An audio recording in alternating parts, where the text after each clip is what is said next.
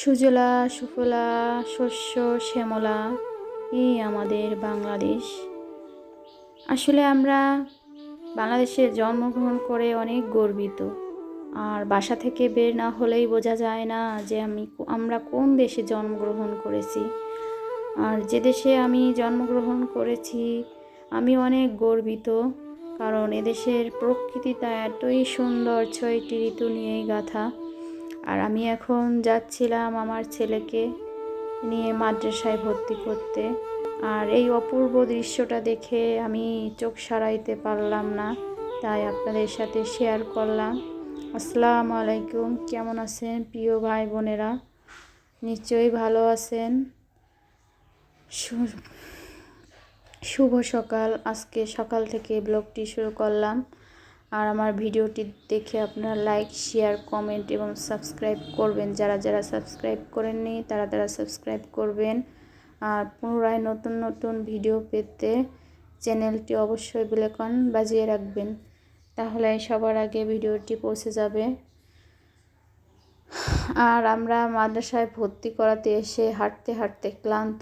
আগে স্কুলে যখন পড়ছি তখন হাঁটায় কোনো কষ্ট হয়নি, আধা ঘন্টায় চলে গেছি 3-4 কিলো পথ। আর এখন হাঁটতে গেলে অনেক কষ্ট হয়, এজন্য বসে আছি। আমার শাশুড়ি মারও কষ্ট হয়ে গেছে, আমার ছেলের কষ্ট হয়ে গেছে, আমার কষ্ট হয়েছে, তাই বসে বসে জিরাচ্ছি। আর এত রাস্তা দেখে বাড়িতে চলে আসলাম।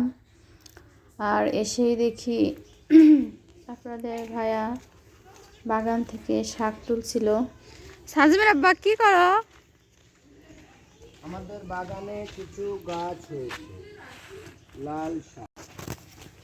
হ্যাঁ, এই দেখেন আপনাদের ভাইয়া লাল শাক উঠেছে।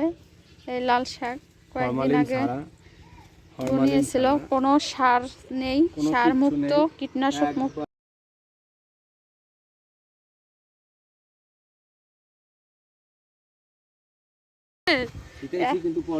এক জায়গা পড়ছে, বোনাতে ঠিক পাই নাই। আর ইনি সত্যিকার অর্থে চাষি না, চাষা। ও এই যে আমাদের ই গেছে, ফুল আসছে, টমেটো গাছে। হ্যাঁ, আমাকে বেগুন গাছেও ফুল আইছে। বেগুন গাছে ফুল আইছে। এই ডাটা বুনালাম, তা ডাটা তো হলো না, কে বড় ডাটা বুঝছে না। আর কটা উঠাবে না, আর নাই তা না উঠালেই এই যে না উঠালেই হবে না, নে তোমার বড় হবে না, নে বড়গুলো উঠে ফেলাও গাছের ভিতরে। এইগুলো ভিতরে এরকম এক জায়গা পড়লো কেমন বুঝলাম। তুমি বোনাইতে ঠিক পাও না, এই জন্য।